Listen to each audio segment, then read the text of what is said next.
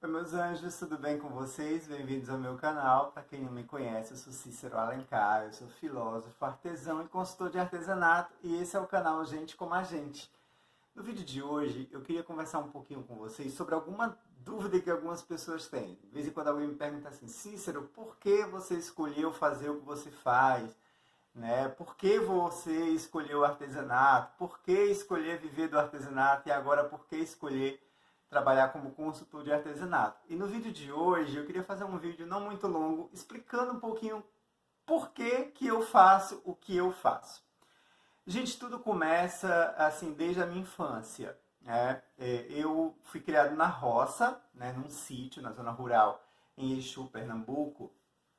E desde cedo, desde criança, eu já percebi em mim um perfil empreendedor, né? Ainda bem jovem mesmo, eu comecei a vender picolé, comecei a vender balas, né? Depois eu me mudei para uma cidade maior, Crato, no Ceará. Lá eu estudei, né? E sempre muito interessado, gostei muito de estudar, assim. E aí, o primeiro contato que eu tive com artesanato foi quando eu fazia o ensino médio. Né? Na minha escola, teve um curso que eles chamaram na época de tapeçaria.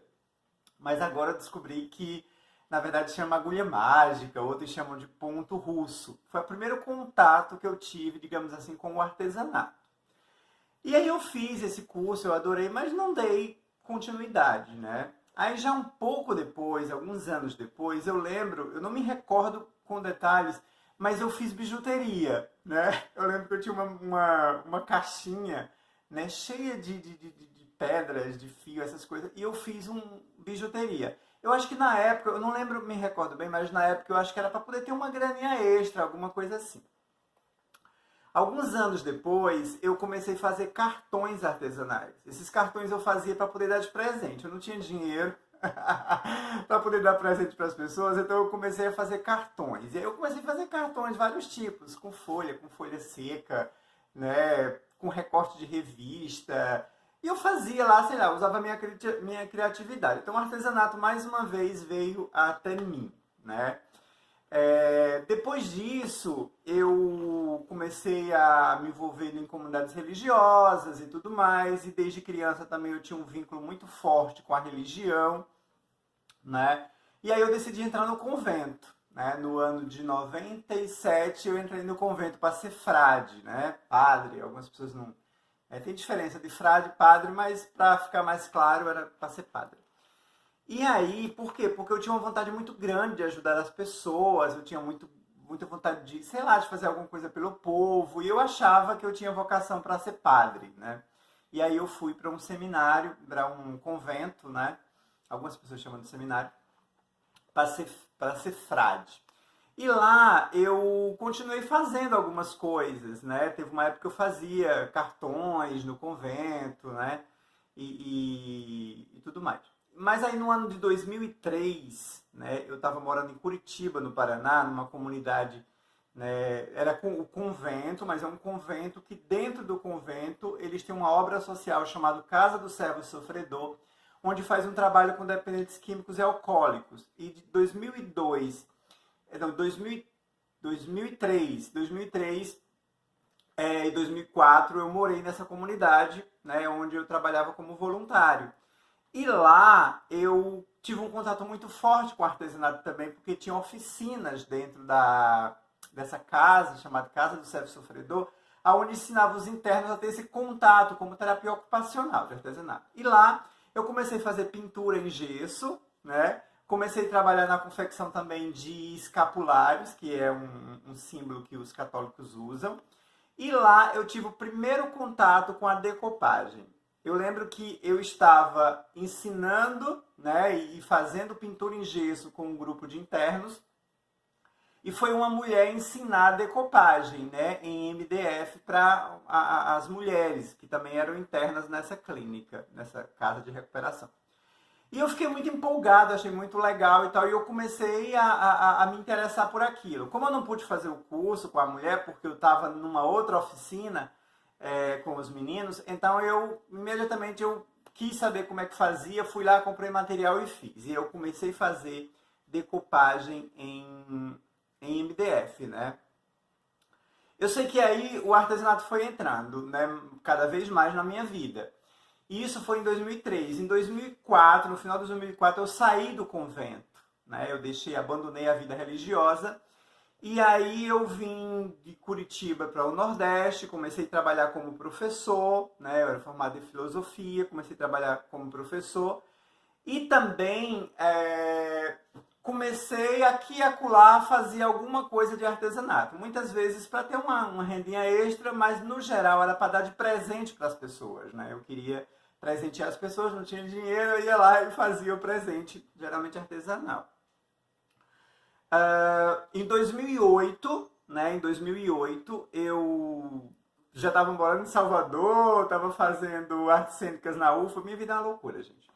E aí eu resolvi ir embora para Brasília, né? Me apaixonei e tudo mais, abandonei tudo e fui para Brasília, morar em Brasília. E lá em Brasília eu tive um contato maior ainda com o artesanato. Foi quando aquilo que eu tinha aprendido de decupagem, que eu fazia uma vez ou outra, eventualmente, lá eu percebi que em Brasília era muito forte, eu me apaixonei e aí eu comecei a fazer artesanato em MDF, mais propriamente decupagem, craquelê, pátina, várias técnicas, né, em artesanato em MDF.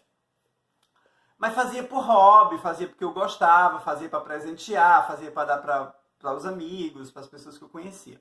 Até que as pessoas descobriram que eu fazia e começaram as primeiras encomendas. Uma pessoa pedia, passava, viu eu fazendo. E aí até que eu resolvi abrir a minha primeira lojinha. Pequenininha, um espaçozinho bem pequenininho. Comecei a vender. Depois disso, comecei a pegar encomendas. Comecei a realmente oferecer o serviço nesse sentido. Depois a minha loja aumentou, fui para uma outra loja maior e nessa brincadeira eu fiquei 6 anos em Brasília trabalhando praticamente só com isso. As pessoas admiravam muito o meu trabalho e tudo mais. Mas assim, no fundo, eu não acreditava muito que eu pudesse viver só disso. É tanto que eu trabalhava com isso, mas às vezes eu ia, dava aula numa escola, às vezes fazia alguma coisa, às vezes fechava a loja, abria de novo. E assim, mas sempre apaixonado por artesanato, mas ainda tinha aquela coisa de achar que não dava para viver disso, que não dava para viver só do artesanato, embora eu estivesse trabalhando com aquilo, até porque como eu me era apaixonado, eu queria ganhar dinheiro com aquilo.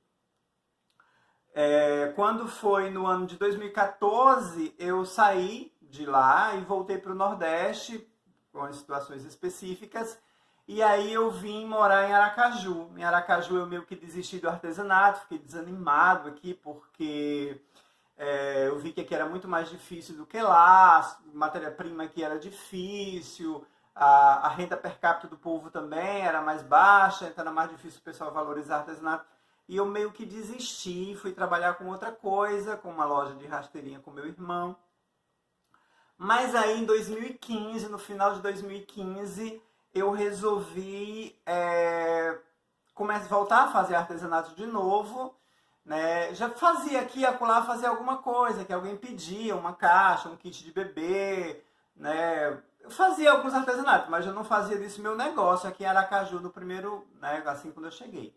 Só no final de 2015 foi que estava uma febre de chinelos decorados, né, na internet, e eu resolvi fazer, eu comecei a fazer. Comecei a fazer para mostrar, as pessoas gostaram, como era uma febre, as mulheres começaram a pedir encomenda, eu comecei a fazer, comecei a postar nas redes sociais, e aí o pessoal começou a pedir para eu ensinar. E eu dizia, meu Deus, como é que eu vou ensinar isso, né? Até que eu tive a ideia de criar um canal no YouTube para poder ensinar isso, que é o canal Cícero Alencar hoje, que não é esse canal, é um outro canal que eu tenho aqui. E eu comecei a fazer e fui caminhando, fui mostrando, as pessoas foram gostando, meu trabalho foi ficando conhecido, eu fui vendo a admiração das pessoas, os comentários, o canal foi crescendo, o canal chegou a 1.000, 5.000, 10.000, 50.000, 100.000 inscritos, ganhei minha placa do YouTube, fechei a loja que eu tinha de rasteirinhas e comecei a viver somente do YouTube. Depois comecei a conseguir uma parceria paga, tem uma empresa que me patrocina e me paga todo mês para poder fazer publicidade no meu canal.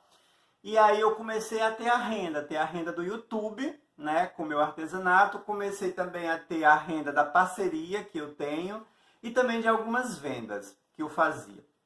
Até que eu desisti de vender artesanato e comecei a trabalhar só mesmo nessa coisa de produção de conteúdo, produzir conteúdo para o YouTube, né?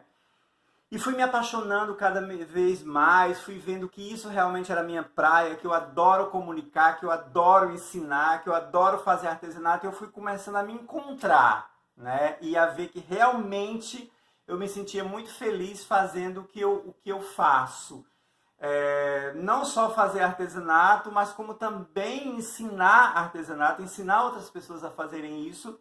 E muito mais do que isso, ganhar dinheiro, né, sendo feliz, fazendo o que eu gosto e com isso ainda ganhar dinheiro. E eu comecei a perceber que realmente eu podia fazer disso a minha profissão e a minha carreira. Que eu poderia viver disso. E eu comecei a focar nisso, né? E aí cheguei a 100 mil inscritos, ganhei minha placa do YouTube e tudo mais. Hoje vivo razoavelmente bem, assim, pago as minhas contas tudo certinho, não dependo de dinheiro extra, não dependo de dinheiro de outra renda, não tenho outro emprego, eu vivo unicamente disso. Mas aí no ano de 2019, que foi no início desse ano, eu ainda continuava com uma coisa, como se eu tivesse uma missão, um propósito de vida maior, assim, alguma coisa. Isso me incomodava há muitos anos. Era como se eu precisava descobrir, assim, ainda um propósito, uma missão, né, na minha vida. E muita terapia, muita conversa. E quando foi esse ano, eu resolvi fazer um processo de coaching. E aí, quando eu fiz esse processo de coaching, eu cheguei ao meu propósito, à minha missão de vida, assim. Aí foi quando eu percebi que muito mais do que ensinar artesanato, gostar do artesanato, produzir conteúdo, eu precisava ter um impacto maior na vida das pessoas. E que sempre fez parte da minha vida, e eu sempre gostei muito, e eu acho que eu tenho muita facilidade de fazer isso, que é desenvolver pessoas, né? Trabalhar com desenvolvimento pessoal. E aí foi que esse ano eu decidi que eu iria trabalhar na parte de desenvolvimento pessoal também, mas na área do artesanato.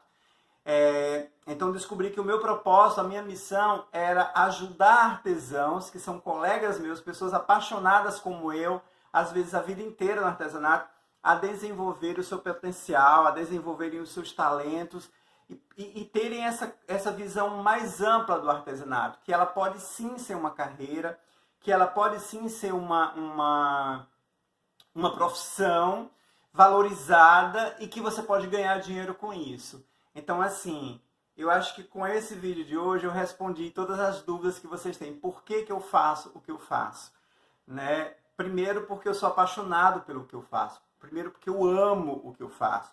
Primeiro, porque eu reconheço que eu tenho um potencial incrível e que esse potencial pode me levar cada vez mais longe e com isso eu posso levar pessoas também muito mais longe, né, do que elas imaginam. Então hoje eu quero isso, eu quero com a minha vida, fazer da minha vida uma forma de impactar a vida das outras pessoas, né, de transformar a vida das outras pessoas, seja na produção de conteúdo, seja no ato de ensinar as pessoas, né, a fazer artesanato, que é a parte técnica, mas principalmente motivar pessoas, inspirar pessoas, ajudar as pessoas a descobrirem o grande potencial que elas têm. Por isso que esse ano eu me lancei como consultor de artesanato nesse intuito. E é isso, é por isso que eu faço o que eu faço. E se você gostou desse vídeo, deixa aí um like. Se tiver alguma dúvida para mim, deixa aí embaixo nos comentários que eu comento. Conta um pouquinho da tua vida também, se você quiser compartilhar comigo a tua história. Qual é o teu propósito de vida, qual é a tua missão, o que é que você faz hoje que te deixa apaixonado, ou o que você gostaria de fazer que te deixa apaixonado. E se quiser que eu venha falar mais coisas, se tiver alguma dúvida que eu falei aqui muito rapidamente, deixa aí embaixo nos comentários que eu venho aqui compartilhar com vocês. Era isso. Queria hoje falar com vocês sobre isso, que muita gente tem curiosidade de saber por que eu faço o que eu faço e por que eu não desisti de fazer o que eu faço. E as razões todas estão nesse vídeo de hoje. Beijo no coração, muita paz, muita luz, muita prosperidade e até o próximo vídeo, se Deus quiser. Tchau, tchau.